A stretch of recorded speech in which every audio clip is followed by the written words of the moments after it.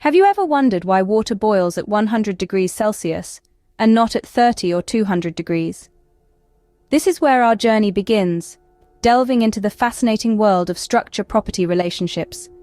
This is the key that unlocks our understanding of the physical and chemical properties of molecules. It's like a secret language, whispering why certain compounds are solid, liquid, or gas, and why they have certain melting and boiling points.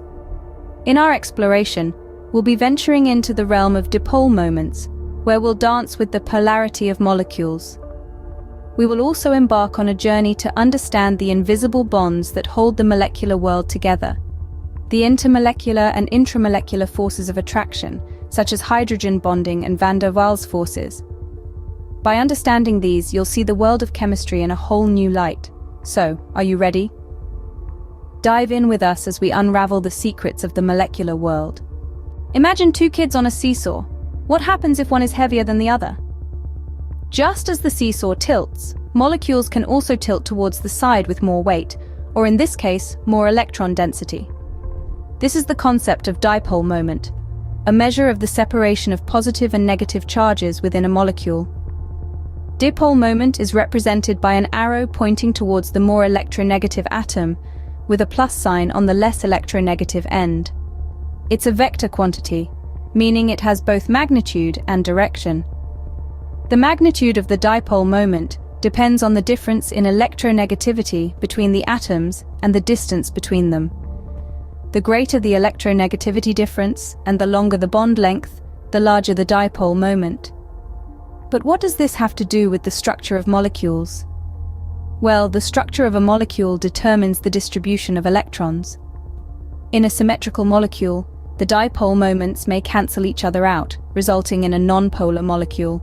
But in an asymmetrical molecule, the dipole moments do not cancel, creating a polar molecule. Now let's talk about polarity. Polarity refers to the distribution of electrical charge around a molecule. If the charge is evenly distributed, the molecule is nonpolar. If the charge is unevenly distributed, the molecule is polar. The polarity of a molecule influences its physical and chemical properties, like boiling point, melting point, and solubility. For instance, polar molecules tend to have higher boiling and melting points than nonpolar molecules. This is because the dipole-dipole interactions between polar molecules require more energy to break. Similarly, polar molecules are generally more soluble in polar solvents due to the principle of like dissolves like. To sum up, the dipole moment is a reflection of the electron distribution in a molecule. It influences the polarity of a molecule, which in turn affects its physical and chemical properties. Just as the balance of weight on a seesaw, the balance of electrons in a molecule determines its dipole moment and polarity. What keeps the molecules together in a substance? Is it magic or science? Well, folks, it's the latter. The invisible ties holding molecules together are the intermolecular and intramolecular forces of attraction. These forces, although unseen, play a pivotal role in shaping the world around us. Let's take a closer look at these forces. Intramolecular forces, as the name suggests, are forces within a molecule. They are responsible for holding the atoms together in a molecule. They are like the glue that keeps the atoms in a molecule from drifting apart.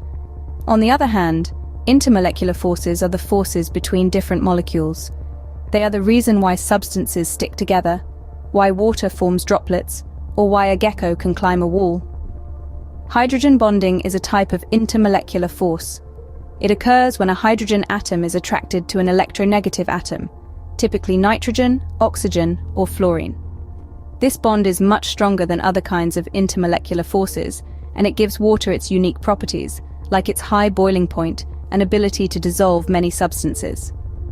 Van der Waals forces, another type of intermolecular force, are weaker than hydrogen bonds. They arise from temporary fluctuations in electron density around an atom. This causes a momentary shift in charge distribution, leading to a weak attraction between atoms. These forces are responsible for the condensation of gases into liquids and solids at low temperatures or high pressures. Now you might be thinking, what's the big deal about these forces? Well, they have a profound effect on the molecular structure. For instance, the shape of a protein molecule, which is crucial for its function, is determined by these forces. The complex and beautiful patterns of a snowflake are also a result of these subtle forces at play. So while these forces might be invisible to the naked eye, their impact is far-reaching. From the structure of DNA to the formation of clouds in the sky, these invisible bonds are at work, silently shaping our world, molecule by molecule. These invisible bonds are the unsung heroes that keep our world in order. Why does ice melt in your hand, and why does oil float on water? These questions might seem simple, but the answers lie in the intricate world of the structure-property relationship.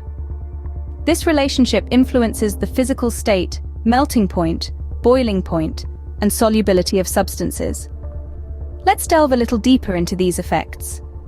Firstly, the physical state of a substance, whether it's a solid, liquid, or gas, hinges on the interplay of molecular forces.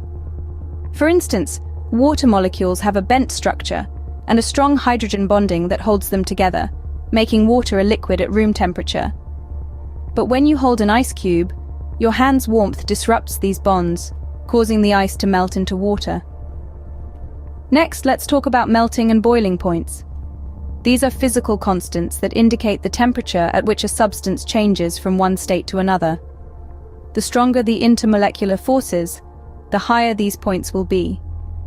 Take table salt, for example. Its ionic bonds are incredibly strong, so it has a high melting point. On the other hand, methane, with its weaker van der Waals forces, has a much lower boiling point. Finally, solubility, the ability of a substance to dissolve in a solvent, is also influenced by these forces. You've probably noticed that oil floats on water. This is because water molecules are polar, and oil molecules are nonpolar, like. Polar substances dissolve in polar solvents, and nonpolar substances dissolve in nonpolar solvents. So when you see ice melting, or oil floating on water, you're witnessing the structure-property relationship in action. The fascinating world of molecular structures and their properties is all around us, hiding in plain sight. Whether we're cooking dinner, washing dishes, or just holding an ice cube, we're constantly interacting with this microscopic world.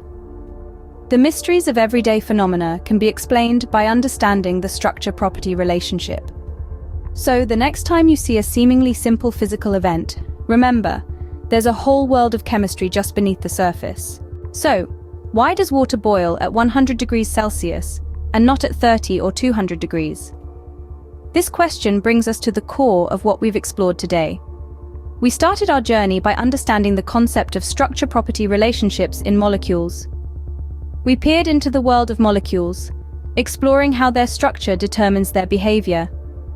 We then delved into the realm of dipole moments and polarity. We discovered that molecules are not just static entities, but are dynamic, with electrons constantly in motion.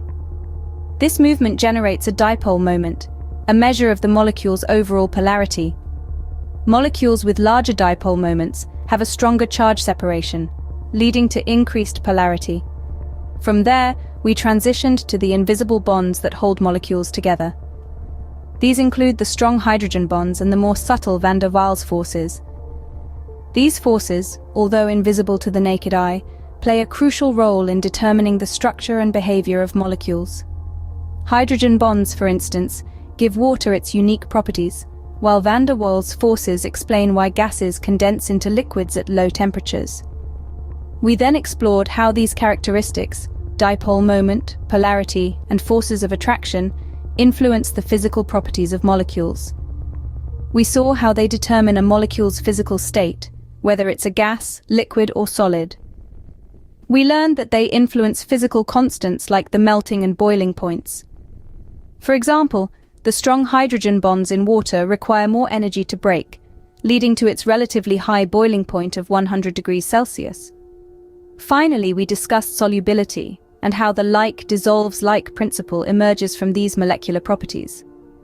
Polar substances tend to dissolve other polar substances, while nonpolar substances prefer their own kind. As you can see, the behavior of molecules and their physical properties are not random, but a result of their structure and the forces at play. Subscribe for more enlightening explorations into the world of chemistry,